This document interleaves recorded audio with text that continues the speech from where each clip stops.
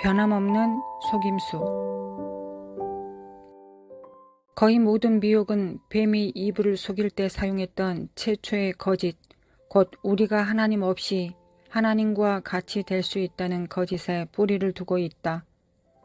미혹들은 우리의 첫 부모들이 죽음을 가져온 바로 그 과일을 먹고 나서 자기 자신들을 바라볼 때 그랬던 것처럼 우리의 관심의 초점을 우리 자신에게로 돌릴 것이다. 이런 일들은 태초로부터 변한 일이 없다. 대부분의 미혹들이 진리의 어느 한 요소에 기초할 것이다. 사탄은 여전히 광명의 천사 또는 진리의 사자로 온다. 어떤 것이 참되다고만 해서 그것이 생명이라고 말할 수는 없다. 지식의 나무의 선 쪽은 그것이 선이기 때문에 선하게 보인다. 그러나 인간의 선함은 그 동기가 자기와 자기를 높이는 데 있는 것이다. 이 때문에 율법으로는 흠이 없었던 바리새인들 중에 바리새인이 이 돌을 죽도록 핍박하였다. 죄인들의 교회를 핍박하는 일은 거의 없으며 주님 자신이 증거하셨듯이 세리들과 창기들이 자기 의의를 내세우는 성실한 백성들보다 먼저 하나님 나라에 들어갈 것이다. 미혹하는 것들이 진리에 기초할 수도 있기 때문에 성경에 따른다는 것만으로는 그들의 정체를 밝힐 수가 거의 없다.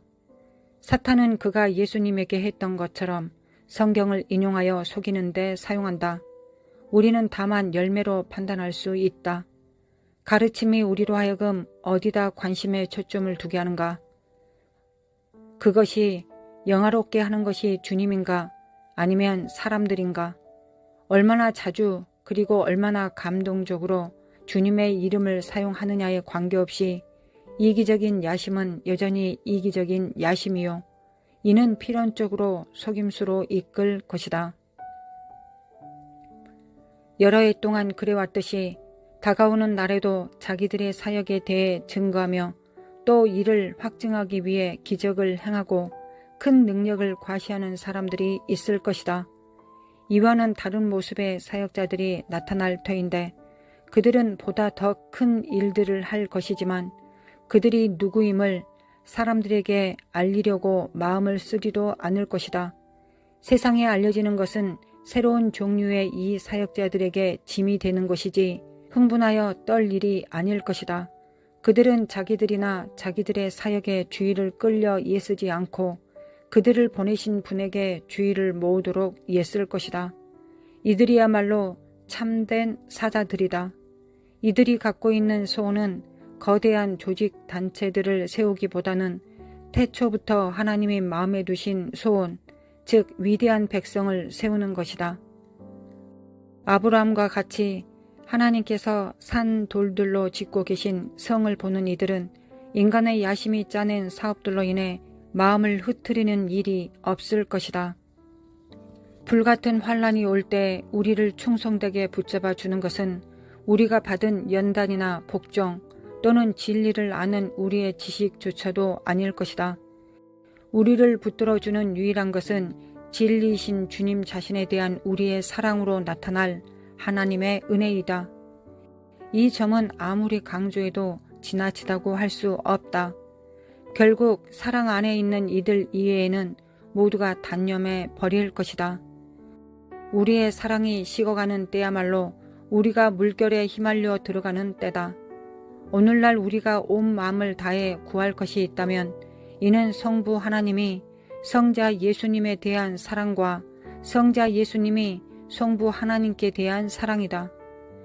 우리의 관심의 초점이 전적으로 여기에 모아져야 한다. 만약 우리가 우리의 비전 가운데 자신의 아들 안에 모든 것을 통일하게 하시려는 하나님의 중심 목표를 보며 이를 붙잡지 않는다면 우리는 항상 하나님의 부차적인 목표 또는 보다 심하게 곁길로 빠져 몸과 마음을 써버릴 위험에 빠질 것이다. 사도 바울이 아마도 참된 사도적 비전을 가장 위대하게 종합한 말 가운데서 설명했듯이 오직 한 일, 즉 뒤에 있는 것은 잊어버리고 앞에 있는 것을 잡으려고 표대를 향하여 그리스도 예수 안에서 하나님이 위에서 부르신 부름의 상을 쫓아가노라. 예수님이야말로 하나님이 위에서 부르신 부름의 내용이시며 그 안에서 발견되는 것이 우리의 목표이다. 이렇게 선언하는 것이 참된 사도들과 사도를 사칭하는 자들을 가르는 기본적인 쟁점이 될 것이다. 즉 참된 사도는 자기 비전의 초점을 항상 한 가지 일, 성부의 자기 아들에 대한 사랑과 모든 사람을 주님 안에서 온전히 드리는 일에 둘 것이다. 우리가 하나님의 주된 목표에 집중할 때 그때에는 이차적인 목표들이 모두 이 한 가지 일에 이바지하게 될 것이다. 우리의 눈이 하나가 되어 주님만을 바라본다면 온 몸이 밝을 것이다. 만일 우리의 눈이 하나가 아니라 많은 이차적인 목표를 따라 나누게 되면 빛 대신 어둠이 되는 것이다. 이런 것들은 비록 진리라 하더라도 여전히 우리를 속이는 것이 될 것이다. 우리의 초점이 주님 자신이 아니라면 이들 이차적인 진리들은 왜곡되거나 극단으로 나갈 것이다. 속이는 것은 단순히 진리를 오해하는 것이 아니라 주님의 뜻 안에 있지 않는 것, 주님이 우리를 부르셔서 하라고 하시는 일을 하지 않는 것이다. 우리가 진리를 향한 사랑을 가질 때에만 우리는 단지 머리로가 아니라 우리의 마음으로 믿게 되는 것이다. 구원을 받을 자들은 바로 마음으로 믿는 자들이다. 다가오는 교회의 중대 관심사. 앞으로 교회에는 겸손이 강조될 것이다. 그러나 복종이나 마찬가지로 겸손은 겉으로 나타나는 것과 늘 같지는 않다. 사울은 자기 자신의 눈에 작은 자라고 했다. 그러나 그가 주님께 묻지도 아니하고 수천 명의 주의 자녀들의 생사를 좌우할 결정을 내릴 수 있다면 그가 참으로 겸손하다고 할 것인가? 겉으로 나타난 겸손은 실상 불안이었다. 불안은 재빨리 오만 방자함으로 바뀔 수 있으며 이로써 주변 상황과 두려움에 대해 지나친 반응을 종종 보이는 것이다. 그래도 주님은 사울이 자기 자신의 눈에 적은 자로 보는 동안에는 그것이 교만이나 주제 넘는 것보다는 낫기에 그를 쓰실 수 있다고 말씀하셨다. 불안은 주님 안에서의 진정한 안정으로 대치되어야 한다. 그렇지 않으면 우리는 계속 육적 권세로 타락할 위험에 있을 것이다. 불안이 권세와 섞일 때 몇몇 역사상 가장 오만방자했던 행위로 나가게 했다. 독재자들이 변태적인 자기 보존을 위해 수백만 명을 살해했다. 불안이 사울로 하여금 주님 자신의 제사장들을 살해하고 다윗을 죽이려 예수도록 하게 한 원인이다.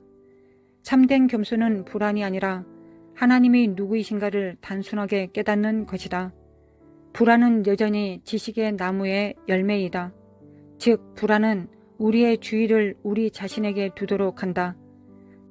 참된 겸손은 주의를 하나님께 두는 것이다. 교만은 패망의 선봉이요 주님은 교만한 자를 물리치신다.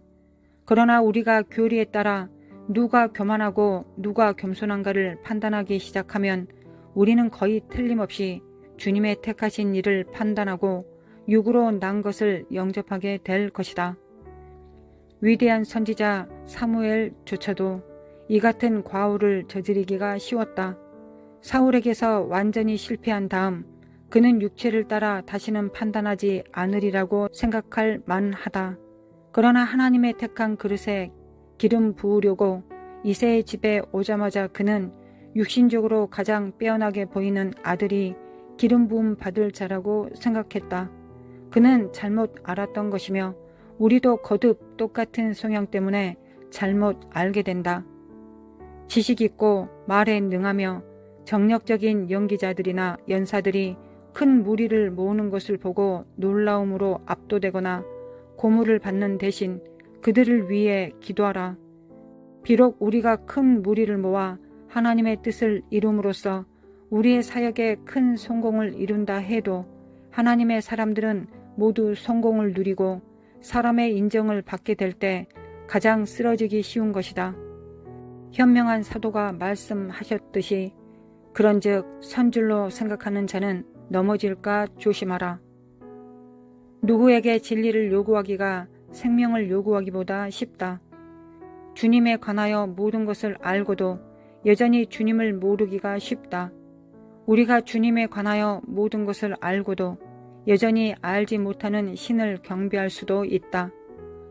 바른 교리를 갖고 있다는 것이 다가오는 불로부터 우리를 건지지 못할 것이다. 많은 사람들이 우리를 인정하고 따른다 하여도 마찬가지이다. 우리는 주님을 우리의 생명으로 알아야만 한다.